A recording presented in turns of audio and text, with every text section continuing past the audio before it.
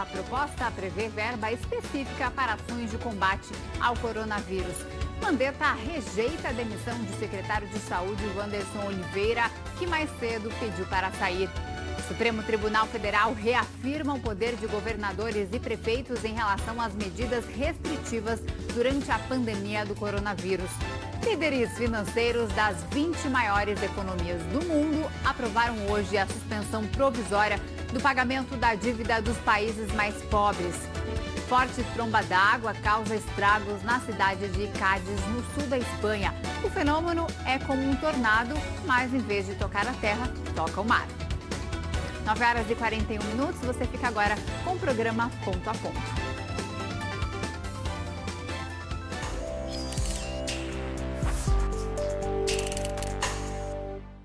Olá, estamos aqui com mais um programa Ponto a Ponto, hoje especial sobre o combate à Covid-19. Nós recebemos hoje aqui no programa o Dr. Alexandre Biasi Cavalcante, que é diretor do Instituto de Pesquisas do HCOR. Ele integra um programa de pesquisa que está testando a cloroquina, a hidroxicloroquina, como um dos medicamentos que pode ajudar no combate ao vírus, com 1.356 pacientes. E ele também é intensivista, cuida de pacientes na UTI. Nós vamos conversar com ele também sobre os problemas de leitos na UTI no Brasil. Antes, nós vamos ver um comentário do professor Antônio Lavareda sobre o tema. Olá, embora o isolamento social seja recomendado por praticamente todas as autoridades de saúde, do Ministério, a maioria das secretarias estaduais e municipais da pasta, uma parte significativa dos brasileiros insiste, teima em sair às ruas, arriscando-se, segundo os especialistas, a participarem de uma cadeia acelerada de transmissão da Covid-19. Qual a explicação para esse comportamento? Eu selecionei dados de uma pesquisa realizada pelo IBOPE no final do mês passado. Ela revela que a preocupação dos médicos que estão na linha de frente do combate à pandemia, preocupação com a fragilidade da estrutura de saúde e a possibilidade dela vir a entrar em colapso com um grande número de infectados, com um pico em curto prazo. Essa preocupação era compartilhada pela maioria expressiva dos brasileiros. Mas, de outro lado, um levantamento do Datafolha nos mostrará que, quanto à preocupação com a dimensão da mortalidade da pandemia, com a sua letalidade, há um certo otimismo, até contraditório, em parte expressiva da população. Perguntados se os serviços de saúde das suas cidades estavam preparados para atender pacientes infectados com a Covid-19, 62% dos respondentes disseram que não, discordaram da afirmação. 38% concordaram. Na mesma linha, quando chamados a responder se concordavam ou discordavam da afirmação de que os hospitais das suas cidades não estão preparados para ajudar a controlar a Covid-19, ou seja, para um grande número de eventos de pacientes internados, 82% dos entrevistados concordaram com a afirmação, ou seja, opinaram que o sistema hospitalar não está pronto para um desafio dessa monta, enquanto que 17% acreditam que os hospitais estão aptos a ajudar a controlar a pandemia. Já em um levantamento realizado pelo Instituto Datafolha no início desse mês de abril, 52% disseram acreditar que haverá muitas mortes no Brasil devido ao novo coronavírus. Porém, para um número significativo, de 41% deles, haverá poucas mortes no país e 6% não souberam ou não quiseram responder. Se somarmos esses dois contingentes, teremos 47%, quase um empate técnico entre os dois grupos. O descumprimento da quarentena, do isolamento social, pode ser explicado, em parte, por essa expectativa otimista quanto à letalidade do novo coronavírus.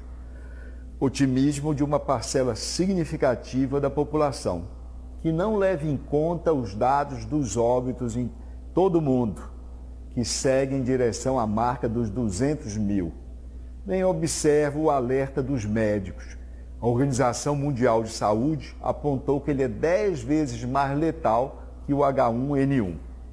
No terreno das pesquisas, essa atitude contradiz também, como vimos antes, a percepção amplamente majoritária da fragilidade dos nossos hospitais diante de uma eventual escalada de internações.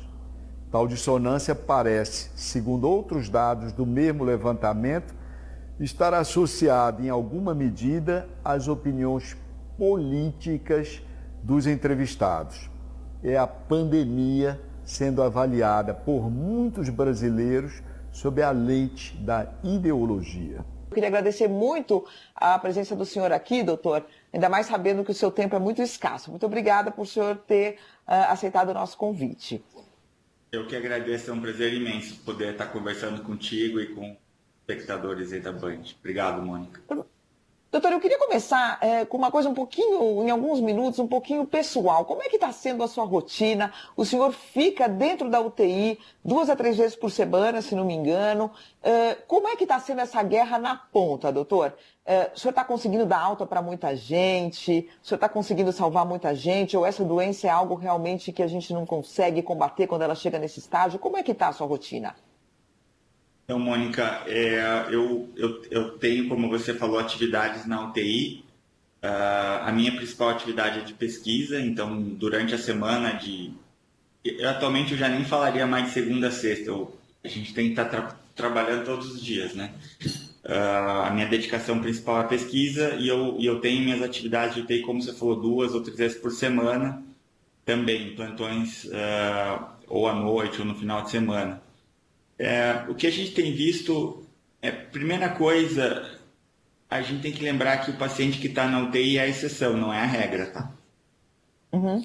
Então, mais ou menos uns 5% só das pessoas que têm Covid e que confirmam Covid, talvez esse número seja ainda menor, estou dizendo porque a gente não testa todas as pessoas. E se testasse, a gente veria que possivelmente muita gente nem tem sintomas, né? Mas dentre as que são testadas porque têm sintomas, que são uma partezinha já da população, só 5% é que fica grave a ponto de precisar de ir para UTI. Então, quando eu estiver falando de paciente que está na UTI, não é que eu estou falando de qualquer paciente com Covid, eu estou falando de uma pessoa com mais azar, vamos dizer assim, com uma doença mais grave a ponto de precisar ir para UTI. A maioria das pessoas não vai nem precisar internar no hospital. Mas as que internam na UTI, realmente têm formas graves em função principalmente de lesão pulmonar, pode ter falência também de lesão de outros órgãos, dos rins, é comum de ter também, a pressão baixa. O que a gente acaba vendo, assim, são casos que exigem, vamos dizer, um cuidado muito adequado, muito bem feito pela equipe médica de outros profissionais de saúde, enfermeiros, fisioterapeutas e demais profissionais de saúde, para dar suporte de vida para esses pacientes. Porque o nosso organismo, de modo geral, na grande parte dos casos, mesmo esses que vão para UTI, o próprio organismo acaba combatendo a doença e você se livra do vírus em algum momento, né? Então, que o trabalho do médico na UTI é muito de poder oferecer o suporte que o organismo precisa. Então, se a pessoa tem falha dos pulmões, insuficiência respiratória, a pessoa vai precisar de oxigênio, em alguns casos vai precisar até de um aparelho de ventilação mecânica. Se a pessoa tiver problemas nos rins, ela vai precisar, não para o resto da vida, mas naquela fase que ela está na UTI, de maior suporte, às vezes até de diálise, isso durante um período, né? Isso são os casos mais graves. De novo, não estou falando de qualquer paciente com Covid, estou falando de uma exceção. Mas dado que esse suporte seja feito de forma adequada, mesmo esses pacientes que vão para a UTI, a maior parte deles a gente tem visto se recuperar e melhorar e ter alta da UTI. O senhor tem dado mais altas do que registrado óbitos? Sem dúvida, a gente tem dado mais alta do que registrado óbito, graças a Deus. Isso mostra a importância do suporte de UTI, né, doutor? Assim, como é fundamental. E a gente tem um problema que eu queria que o senhor abordasse um pouco. A gente tem 15%, por exemplo, das regiões brasileiras não tem nenhum leito de UTI. A gente tem, de acordo com alguns estudos, 72% das regiões do Brasil têm menos leitos de UTI do que seria o necessário para o combate à Covid-19. Então, o senhor, que sabe da importância, da diferença que faz um bom leito de UTI, o que o senhor imagina que pode ocorrer no Brasil? A gente pode chegar num momento em que a gente vai ter que, vocês, na verdade, vão ter que escolher os pacientes que vão para a UTI ou não, porque não vai ter leito de UTI para todo mundo, se essa doença se alastrar como a gente imagina e como a gente está vendo que ela pode se alastrar? Eu acho que tem dois aspectos para responder a tua pergunta, tá? A primeira é quantitativo de leito de UTI no Brasil em comparação a outros países. E o segundo ponto o segundo aspecto é a forma como a epidemia acontece. Então, eu vou começar pela forma como a epidemia acontece, que eu acho que é a coisa mais importante, até mais do que a quantidade de leitos de UTI. Se nós não fizermos nada, o que você acaba tendo é que muito rapidamente, por ser uma doença contagiosa, as pessoas vão transmitindo para as outras pessoas, para os familiares, para os amigos, enfim.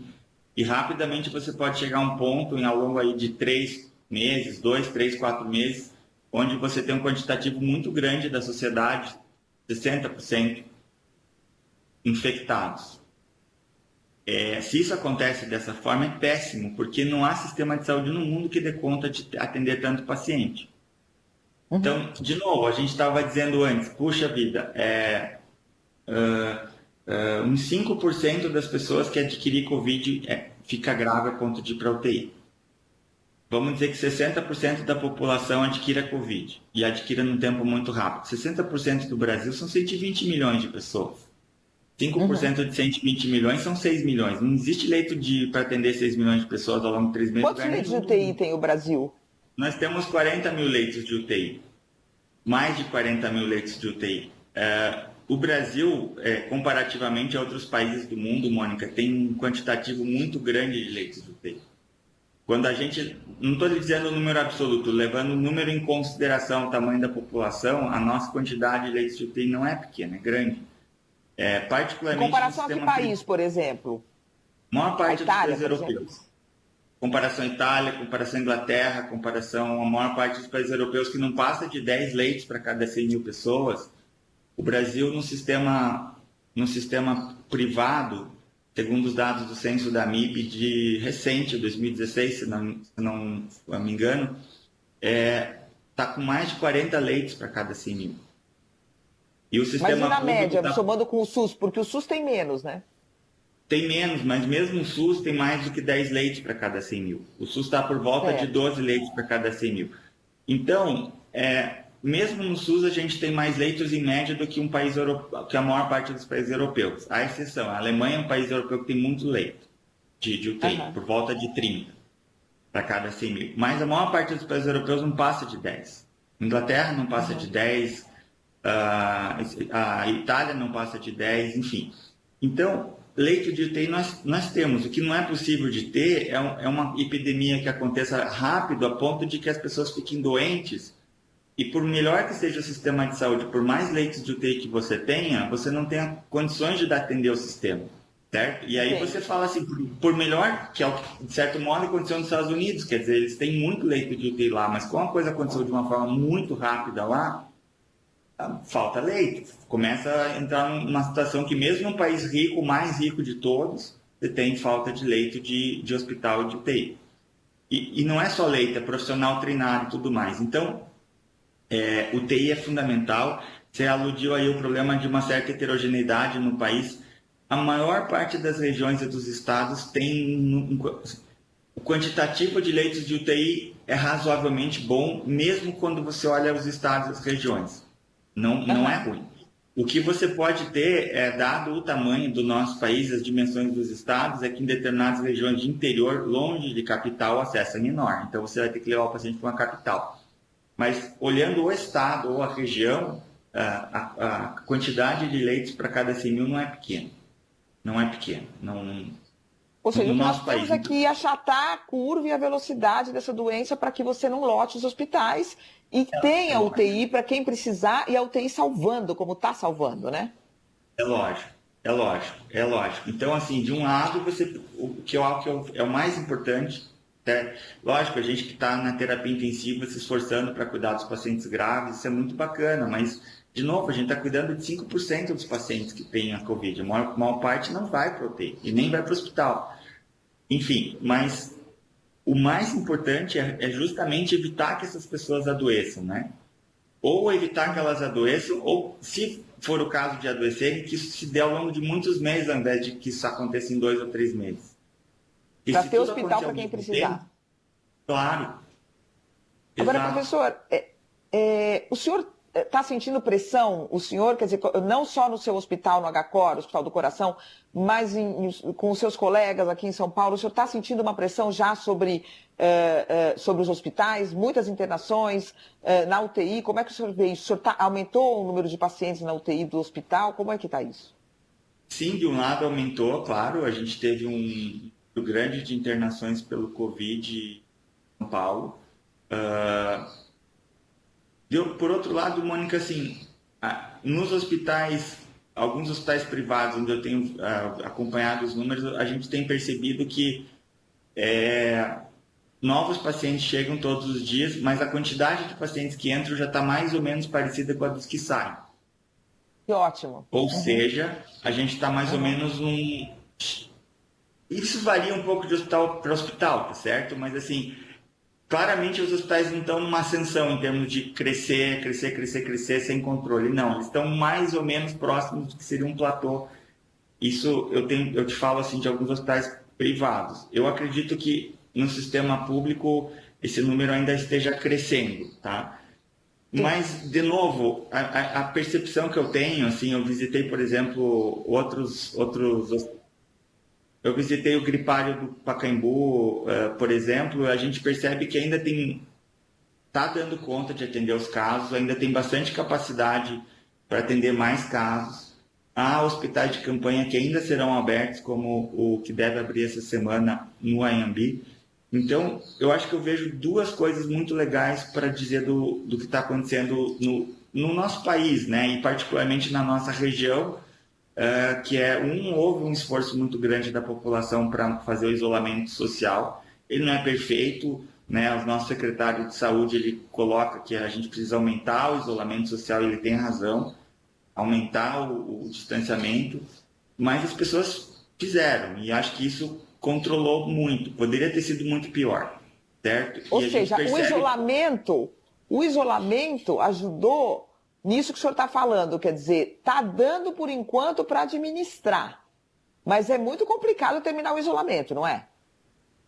Então, sem dúvida, está dando para administrar de um lado, e de outro lado, houve uma preparação muito grande do sistema para receber esses pacientes. Então, o que eu estou percebendo tem muitos pacientes, claro, mas não está esgotado o sistema, não está no ponto de se falar, puxa vida, não tem vaga. Não está acontecendo o que aconteceu na Itália, e não acho que vai acontecer. Mas pode acontecer.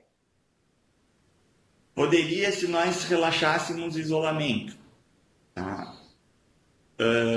De qualquer modo, assim, eu confio assim, nas autoridades de saúde de que elas estão, quer dizer, acompanhando a situação.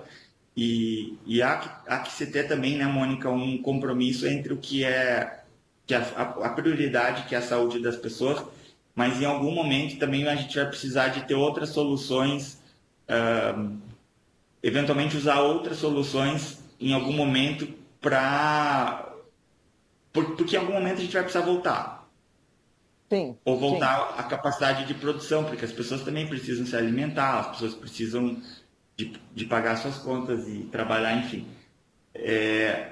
Então, a gente deve precisar de alguma solução intermediária para um momento onde a gente já esteja num descenso dessa crise e você ter um retorno, mas esse retorno talvez deva ser gradual, ao invés de ser uma coisa onde tudo volta a ser como era antes. Acho que nada mais vai voltar a ser como era antes em primeiro lugar, né?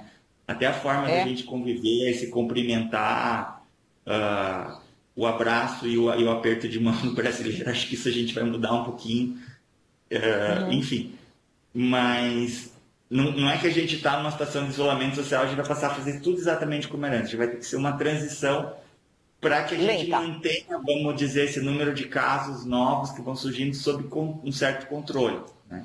Ou seja, doutor, a gente está prevendo, quer dizer, o ministro da Saúde mesmo prevê, quer dizer, que você vai ter um abril e maio muito duro, um junho ainda difícil, e talvez conseguindo voltar um pouquinho em julho e tal. E o senhor está dizendo aqui que isso pode ser até mais lento no sentido de que os cuidados vão durar para além das quarentenas, é isso?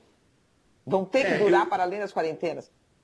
Essa visão que você colocou da forma como pode se dar, onde a gente deva ter um pico aí, uma fase muito dura agora em abril, até talvez pior em maio, um pico em maio, para o Brasil como um todo, eu acho que deve ser mais ou menos isso, né? São as previsões aí do governo sobre isso e potencialmente vai ser isso com o tipo de isolamento que a gente está fazendo. O que vai acontecer, mesmo a partir de junho, julho, quando a gente começar realmente a retomar a forma como a gente vai se portar, acho que a educação das pessoas mudou. A gente já sabe que nesses próximos anos, mesmo quando a gente estiver voltando ao trabalho, voltando, vamos dizer, à nossa vida normal, ainda assim uma série de cuidados a gente vai tomar em relação à higiene das mãos, em relação a evitar trabalhar se estiver doente ou com sintomas de infecção respiratória, sintomas gripais, uso de máscaras, enfim. Então, muita coisa deve mudar nas nossas vidas nos próximos meses, porque a gente conseguiu, graças, vamos dizer, ao nosso conhecimento, controlar, dominar o problema. Poderia ter sido muito pior no Brasil. Nós conseguimos, eu acho, estamos conseguindo, né? Não acabou, a gente está no meio disso tudo. A gente está conseguindo gerenciar esse problema de uma forma boa, na maior parte dos estados, pelo menos. E eu penso que, mas assim, abrir a guarda totalmente não está nos planos, enfim. E o que vai ser a nossa cultura depois da nossa educação vai ser nós vamos ter aprendido muita coisa com isso tudo, né? E a gente vai evitar transmitir a doença de novo depois que a fase do pico tiver passado. Doutor, para a gente encerrar esse capítulo aqui de UTI e passar para o capítulo das pesquisas, o senhor em algum momento passou pela sua cabeça ter que passar por uma situação de escolher esse paciente vai para a UTI e esse não? O senhor acha que isso pode vir a ocorrer? Eu acho que é pouco provável. Eu acho que não, tá, Mônica? Eu acho que a gente está organizado para que isso não aconteça. Eu espero que não. Assim, a expectativa é que isso aconteceu, por exemplo, na Itália. Isso não deve acontecer aqui. Por que você está tão seguro disso? Porque eu acho que a gente já entendeu, as pessoas entenderam a primeira coisa, que é justamente a importância de manter o isolamento. Esse é o principal mecanismo de saúde pública de controle da infecção, da disseminação. E dois, porque nós de fato temos um quantitativo de leitos de hospital e de UTI, somente UTI razoável. E três, houve uma ampliação rápida com os hospitais de campanha. Então, eu tenho visto que o sistema de saúde, de modo geral, não vou falar de público-privado, mas as pessoas se organizaram para dar conta do problema e se organizaram bem. Entendi. O senhor, a última pergunta agora de UTI, antes de passar para a pesquisa. O senhor tem visto muito paciente jovem em estado grave em UTI? A gente vê que 25% dos casos aqui, metade em São Paulo, são de pessoas mais jovens, que têm menos do que 60 anos. Quer dizer, há uma hipótese de que a curva epidêmica aqui no Brasil seja diferente, até pela pirâmide da população, que é um pouco mais jovem. O senhor está percebendo isso? Olha, nos primeiros casos, logo no começo, na primeira onda, os primeiros pacientes, a gente viu um ou outro paciente com menos de 60 anos, tá? E que chamam a atenção, né? Porque a gente não espera, não é comum de você ter na UTI um paciente com quadro infeccioso grave, com menos de 60 anos, que não tenha outras doenças associadas, outras que a gente chama de comorbidade, né? Outros problemas de saúde já de antes. Houve alguns casos, sim, 40 e poucos, 50, até 30 e tantos anos. Mas são poucos, tá? Não são muitos. E a grande maioria dos casos realmente são pessoas acima dos 60. Internados no hospital tem muitos pacientes abaixo dos 60, mas que necessitam de terapia, unidade de terapia intensiva, necessita de cuidado em terapia intensiva, poucos. Ok. Os pacientes mais graves que a gente tem visto acima dos 60 mesmo. Doutor, o senhor esteve até com o presidente Jair Bolsonaro, né? O senhor integra um grupo de pesquisas que tem o HCOR, que é o hospital onde o senhor trabalha, é diretor do Instituto de Pesquisa, tem o Sírio-Libanês, tem o Moinhos de Vento, do Rio Grande do Sul, tem o Hospital Albert Einstein, tem a Brickneck, que é a rede de UTIs, e vocês estão testando a hidroxicloroquina em 1.350 pacientes. Eu queria que o senhor falasse um pouquinho sobre essa pesquisa, como que ela está, quantos pacientes que já tem nessa pesquisa, e se o senhor acha que já dá para sair distribuindo a cloroquina para pacientes com sintomas leves, ou se ainda é precipitado, se é necessário aguardar os estudos. A gente viu aí médicos importantes que usaram cloroquina, mas nenhum deles falou ela funciona em ponto final, né? Usaram numa situação ali de um agravamento do seu quadro. Quer dizer, o que o senhor pode falar para a gente sobre essa pesquisa? Em primeiro lugar, o senhor dá cloroquina para os pacientes? O HCOR tem dado cloroquina mesmo antes do resultado das pesquisas? Sim, bom, sobre a cloroquina e como qualquer outra medicação nesse cenário do Covid, não temos ainda nenhum medicamento comprovadamente efetivo para o Covid, tá? Então, não há essa pílula mágica ainda. A gente não tem essa, não tem um medicamento que a gente fala assim, puxa vida, tá aqui, isso aqui resolve. Uhum. E nem mesmo tem uma medicação que você fala, puxa vida, isso aqui não vai resolver todos os casos, mas eu tenho certeza que isso reduz ou melhora, pelo menos em parte, o quadro clínico. Não existe esse medicamento ainda. A cloroquina não está sendo essa pílula.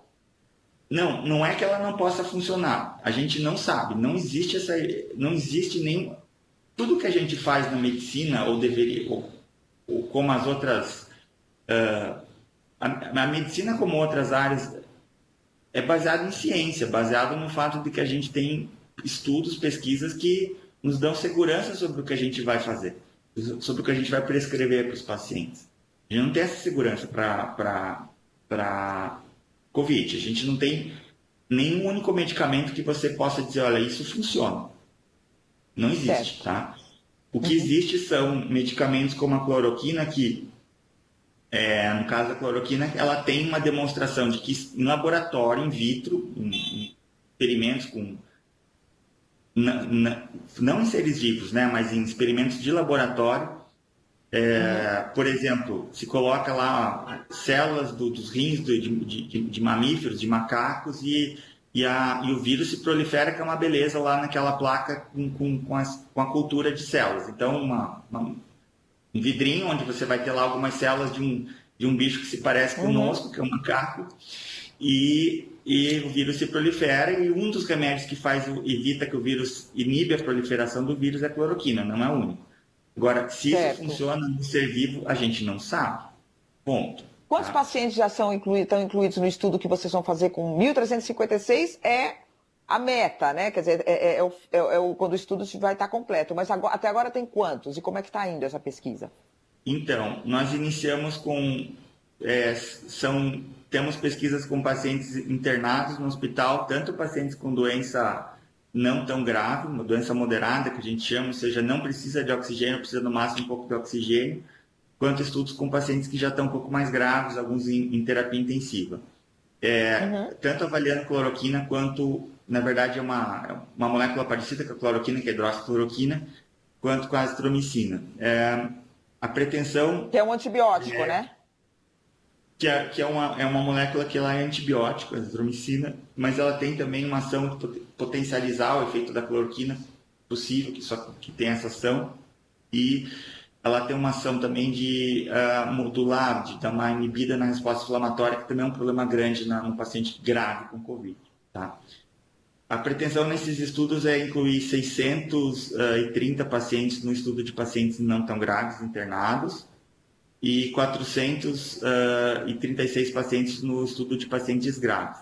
Há também um outro estudo que vai iniciar ainda, que é para paciente que está ambulatorial, ou seja, paciente de forma realmente leve, que foi para casa, mas com suspeita de Covid.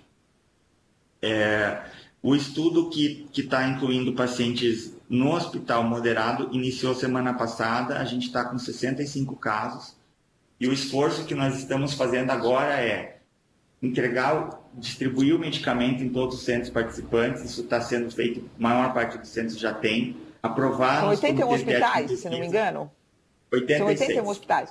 86 hospitais. E esses hospitais estão iniciando o projeto. Hoje a gente está com 65 centros incluídos, e o que a gente realmente quer trabalhar é com esses hospitais para que todos os pacientes sejam incluídos na pesquisa.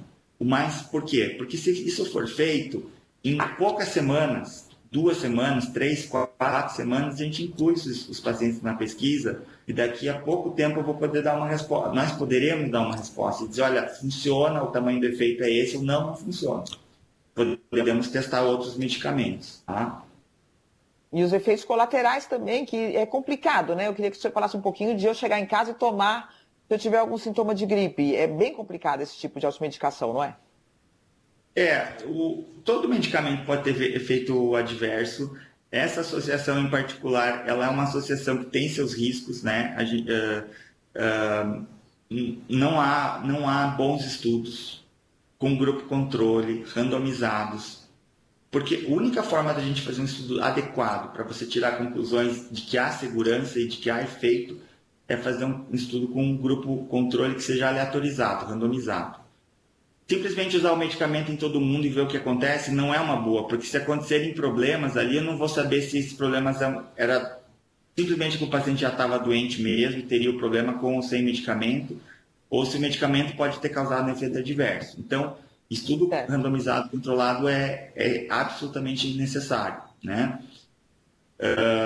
Essa associação ela pode, sim, predispor alguns eventos adversos. A gente consegue monitorizar esse paciente no hospital e prevenir esses efeitos. Então, uma das coisas que a gente avalia é o eletrocardiograma do paciente. Se existe uma determinada alteração no eletrocardiograma, ela indica que esse paciente está sob risco de ter arritmia, aí a gente pode diminuir a dose do remédio ou suspender. Certo. E evitar um problema mais grave, uma arritmia cardíaca grave. Mas em casa isso já é mais complicado, né? Então, a utilização, principalmente da associação de azitromicina com hidroxicloroquina em casa, existe um risco de arritmia dos pacientes, arritmias inclusive fatais. Então, assim, não é alguma coisa que deva ser feito em casa definitivamente, né? Primeiro porque eu não sei se funciona, e segundo porque existe sim um potencial de efeito adverso, e alguns graves. É comum? Não é comum, mas é grave. Então vamos esperar os estudos, vamos esperar as respostas e sempre, em qualquer hipótese, mesmo que a resposta seja positiva, está sempre com orientação e um cuidado médico muito próximo, né? Para chegar a tomar uma medicação como essa.